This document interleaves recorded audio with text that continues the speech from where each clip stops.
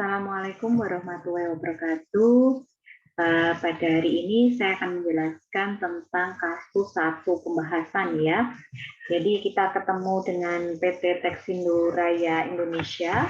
Di buku modul sudah ada penjelasannya, baik mulai dengan pengurus, mulai dari pengurus, pemegang saham, lalu ada laporan laporan, lalu ada informasi tambahan dari laporan laba rugi, termasuk asetnya apa saja, dan penjelasan-penjelasan terkait dengan laporan laba rugi. Lalu ada rincian yang nantinya akan menjadi acuan bagi teman-teman untuk mengkoreksi koreksi fiskal ya. Di situ sudah ada semuanya pada halaman 14 sampai dengan halaman 16. Ya, selanjutnya untuk instruksi kerja pada nomor pertama ya, yaitu ada hitunglah dasar pengenaan pajak dan PPh pasal 22 atas transaksi penjualan dengan pemungut PPN. Saya akan share screen untuk jawaban kasus satunya. Oke. Pada kasus satu ini ya, ada perhitungan transaksi penjualan dengan pemungut PPN. Ada dan pasal 22 yang dipungut tahun 2016. Di situ sudah ada ya untuk tabel atas itu ada Dinas Pekerjaan Umum dengan Kabupaten Banyuwangi, lalu ada dengan Kota Surabaya, lalu ada dengan Dinas Kebersihan, Kelautan, ya ini bisa dibaca sendiri ya. Setelah itu ada nilai penyerahannya, lalu ada dasar pengenaan pajaknya atau DPP-nya. Setelah itu silakan dihitung PPh pasal 22. Ya, semoga saja bisa jelas ya. Nah, di situ ada jumlahnya PPh pasal 22 yang dipungut itu ada 90 juta. Selanjutnya yaitu perhitungan transaksi pembelian impor atas PPh pasal 22. Ya, ini yang untuk soal kedua. Hitunglah PPh pasal 22 atas transaksi impor pembelian bahan baku dan bahan penolong. Di situ kita ada nama pemungutnya yaitu bea cukai ya. Lalu nilai impornya 563 juta. Tarifnya 2,5% ya, sehingga PPh-nya 14.075.000. Lanjut di halaman 18 yaitu untuk instruksi ketiga, hitung besarnya penyusutan. Ya, jadi teman-teman langsung bisa melihat penyusutan untuk transaksinya. Bentar. Nah, ini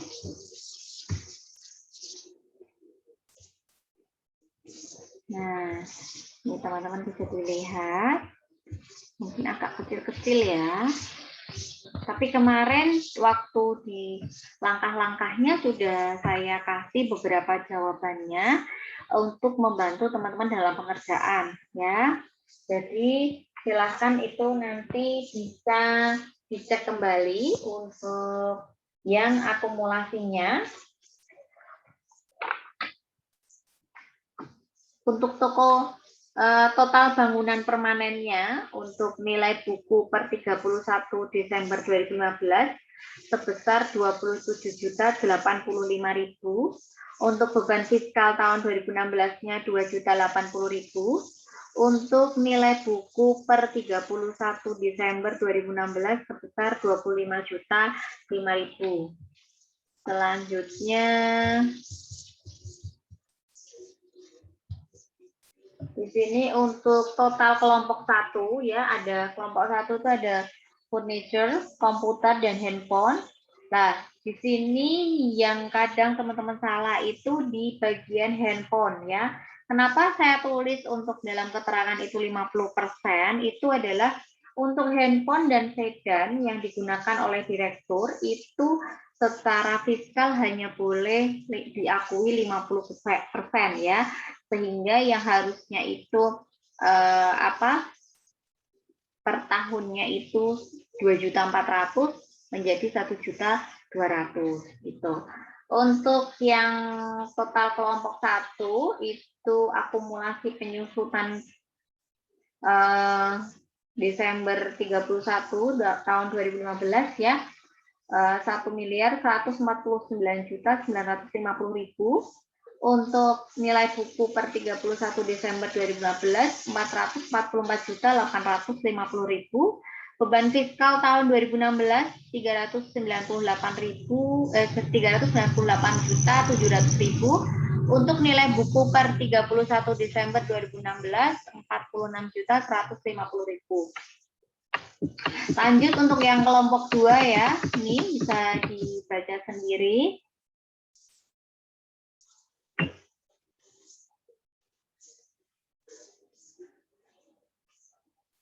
Bisa ditulis atau diulang-ulang supaya tahu untuk angkanya, atau disimak saja nggak apa-apa.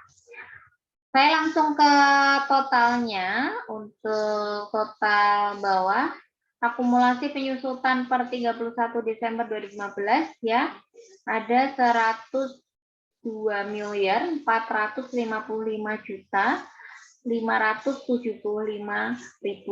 Lalu ada nilai bukunya 92.239.225.000. Untuk beban fiskalnya 15.140.332.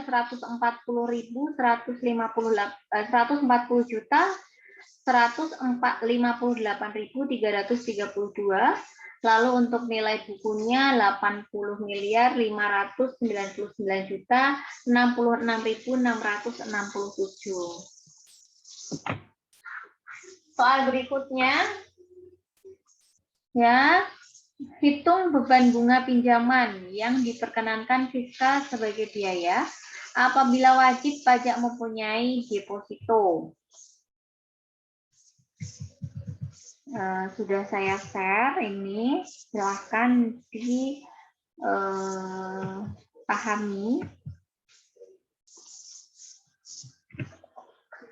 Ini untuk bulan Januari ini belum ya, karena di dalam buku ini halaman 15, silahkan dicek ya. Mulai April sampai dengan Mei ini. Lalu ada Juni, Oktober.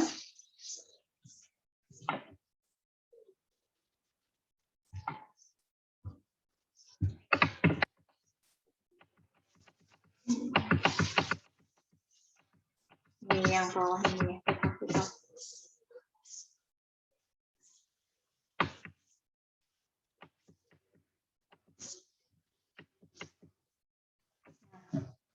Untuk rata-rata pinjaman per bulannya berarti langsung 68.750.000. Untuk rata-rata deposito per bulannya jadi 258.333.333 rupiah.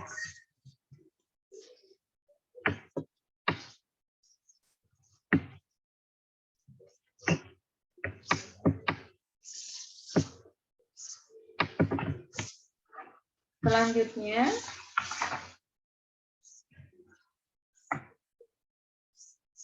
hitunglah penghasilan yang diterima di dalam negeri dan di luar negeri. Ya, ini teman-teman untuk nomor itu salah ya, itu nomor 6, padahal harusnya nomor 5.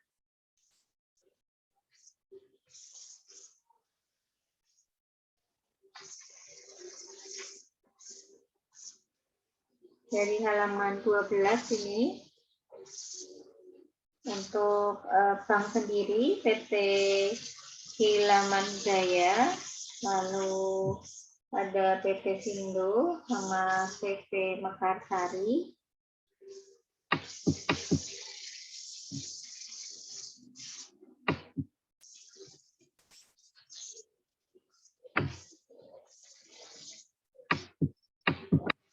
Selanjutnya untuk yang di luar negeri itu ada Timor Leste ya, 350. Ini angka-angkanya dari mana? Dari laporan laba rugi halaman 12 ya. Begitu dapat dilihat. Kenapa PT Sindo Tekstil ini bukan objek pajak? Karena kepemilikan sahamnya 25%, itu bukan merupakan objek pajak. Nanti coba dicek di pasal 4 ayat 3. Kalau yang ini nanti membedakan antara pasal 22, 4 ayat 3 dan bukan objek pajak.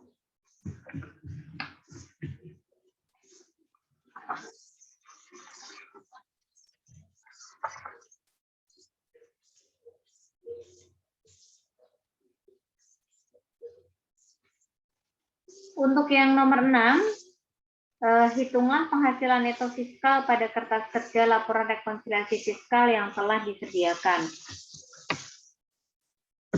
Ya, ini kelihatan nggak ya? Bentar.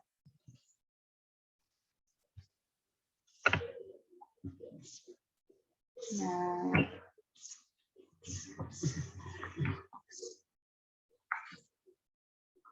itu dilihat dari laporan laba rugi dari komersial, itu bisa di teman-teman ini, teman-teman salin ya. Setelah itu kita koreksi fiskal sesuai dengan aturan pajak yang berlaku.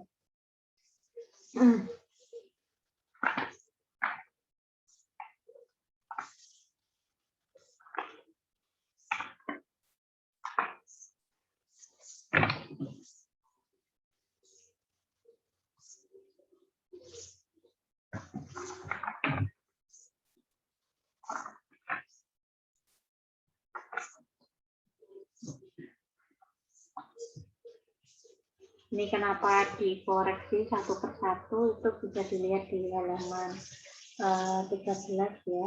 Jadi diskon penjualan sekitar 150 juta itu kita koreksi karena memang belum realisasi dan karena belum terjadi pelunasan dalam masa diskon.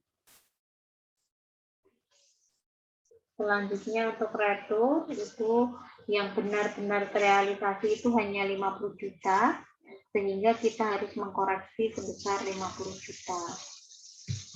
Berikutnya adalah untuk persediaan pemakaian bahan baku nggak ada. Lalu untuk yang lain juga nggak ada. Nah, di sini silakan teman-teman cek ya halaman 13 itu untuk gaji dan upah. Dalam gaji dan upah termasuk pakaian seragam bagian marketing dan karyawan, bagian produksi sebesar 22.500.000, seragam satpam sebesar 3 juta, dan jaminan hari tua karyawan yang dibayar oleh perusahaan sebesar 79.281.600. Ini yang tidak boleh tidak diakui di pajak, itu yang sebesar 22.500.000, sehingga harus kita koreksi. Karena untuk yang lainnya sesuai dengan aturan pajak itu masih boleh ya. Berikutnya adalah untuk penyusutan. Nah, ini tadi kita lihat dari yang tadi perhitungan tabel-tabel sebelumnya. Di situ saya tinggal copy paste. Lalu untuk selanjutnya adalah biaya lain-lain ya. Di sini kita koreksi sebesar 200 juta dari mana? Yaitu dari untuk karena termasuk perawatan kendaraan sedan pribadi, sehingga ini tidak dihubungi dengan perusahaan. Terus untuk biaya keanggotaan klub ini juga tidak berdampak langsung pada perusahaan di luar dari usaha bisnisnya. Lalu untuk berikutnya adalah biaya umum dan administrasi dan penjualan ya. Ini sampai dengan ini enggak ada. Nah, ini lanjut ke gaji, THR dan bonus ya. Ini ada koreksi sebesar 150 juta. Kenapa? Karena termasuk gaji pembantu rumah tangga para direksi ya. Ini tidak dihubungi dengan perusahaan. Lalu untuk berikutnya adalah biaya asuransi MES, ini juga tidak diperbolehkan. Biaya listrik ini juga tidak diperbolehkan. Lalu Lanjut ke bawah. Nah, ini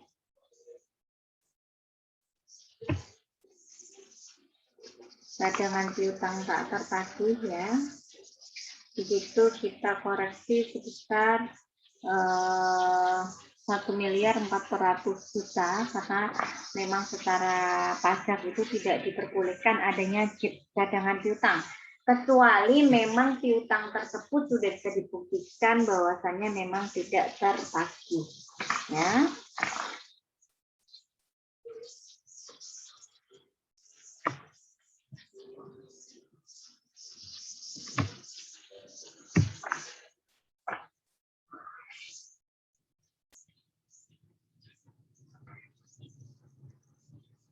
Selanjutnya untuk bunga pinjaman juga secara pajak tidak di bunga pinjaman tidak boleh ya.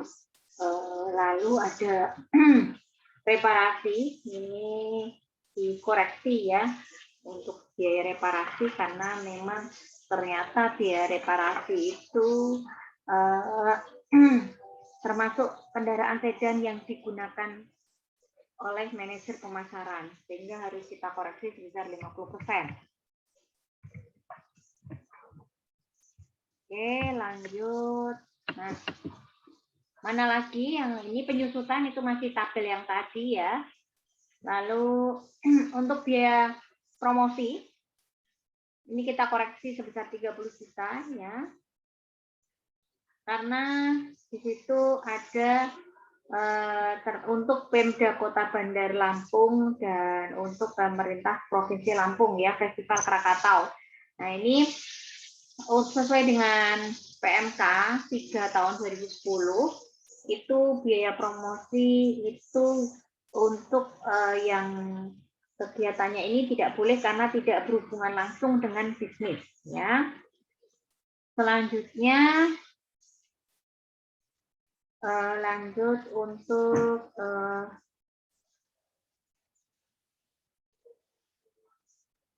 kerugian fiskal tahun 2009 ya.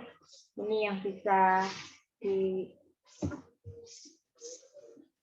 tidak diakui ya, 20 juta. Lanjut untuk lain-lain ya. Ini kita koreksi sebesar 43.250. Teman-teman bisa lihat di halaman 15 poin H, ada 8 keterangan ya, ada jamuan tamu yang ada daftar normatifnya sesuai dengan PMK 2 tahun 2010. Ini boleh gitu karena memang ada daftarnya. Untuk daftar normatif maksud saya, untuk jamuan tamu yang tidak ada itu tidak boleh. Lalu untuk denda bunga SPT ini juga tidak boleh karena merupakan kesalahan dari WP dan tidak ada hubungannya dengan bisnis. Lalu untuk PBB sesuai dengan aturan boleh. Terus untuk yang sumbangan korban banjir DKI, Gunung Sinabung dan Gunung Semeru ini boleh karena memang itu dinyatakan sebagai bencana nasional. Lalu untuk tidak dapat diperinci karena tidak ada bukti, jelas ini tidak boleh. Ada bukti pun kalau itu tidak ada hubungannya dengan bisnis, itu secara pajak belum tentu, pasti tidak diperbolehkan gitu. Ada bukti juga belum tentu diperbolehkan gitu. Apalagi tidak ada bukti gitu ya. Oke.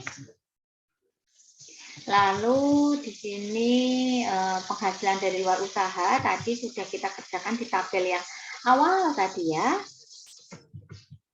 Ini kita koreksi. Nah, sehingga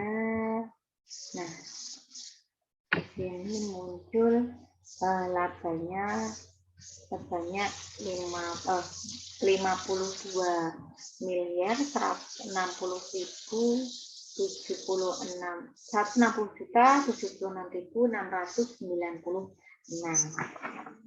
Lanjut. Yang berikutnya adalah hitung PPh yang kurang disetor.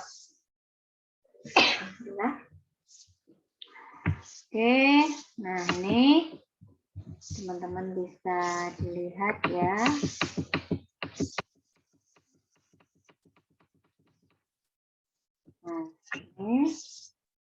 yang tadi ya, metofiskalnya.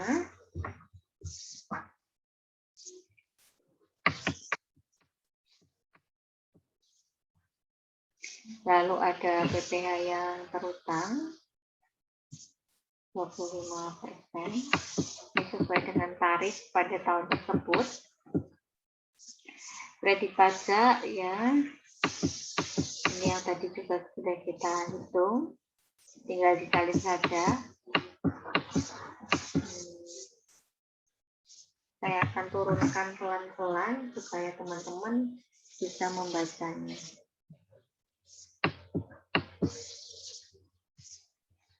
Nah, di sini kita mendapatkan PPh kurang bayar pada tahun 2016 ya.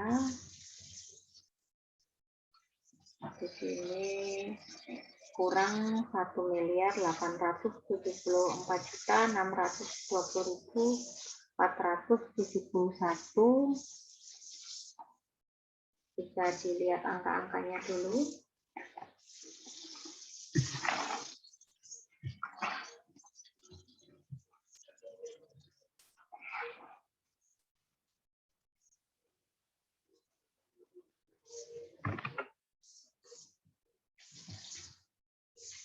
Oke, saya akan lanjutkan.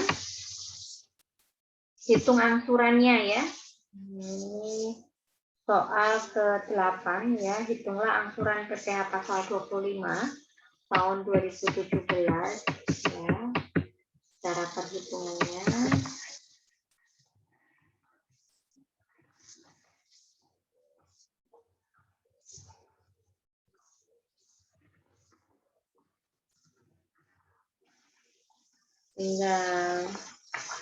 Teman-teman tinggal isi ya sebenarnya.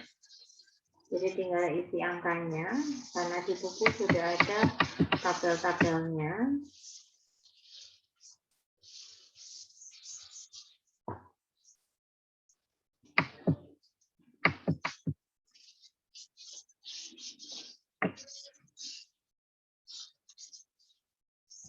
Bisa dilihat angkanya ya.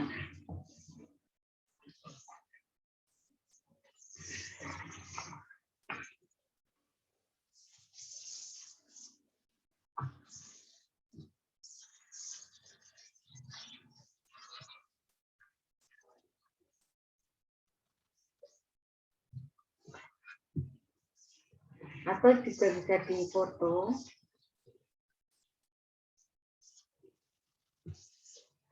Oke, untuk yang halaman untuk yang nomor 9, 10 dan 11 ini sudah ada formatnya, teman-teman sudah tinggal isi ya. Saya rasa tidak perlu saya jelaskan lebih detail karena teman-teman sudah sudah terbiasa ya kalau sama SSP terus sama SPT.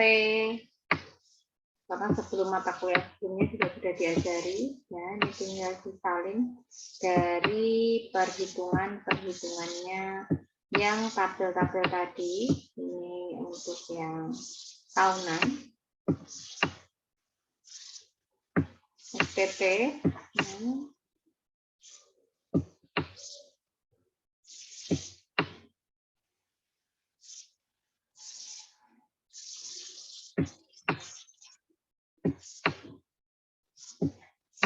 ya, ini sampai ke bawah semuanya SPT dan lampiran-lampirannya. Oke.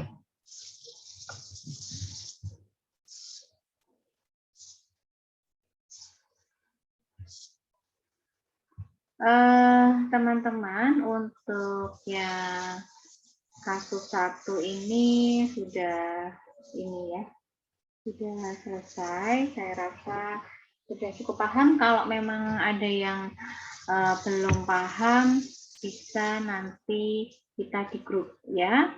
Selanjutnya adalah untuk besok itu soalnya untuk UTS itu nanti pilihan ganda ya. Jadi nanti saya juga akan jelaskan di WA.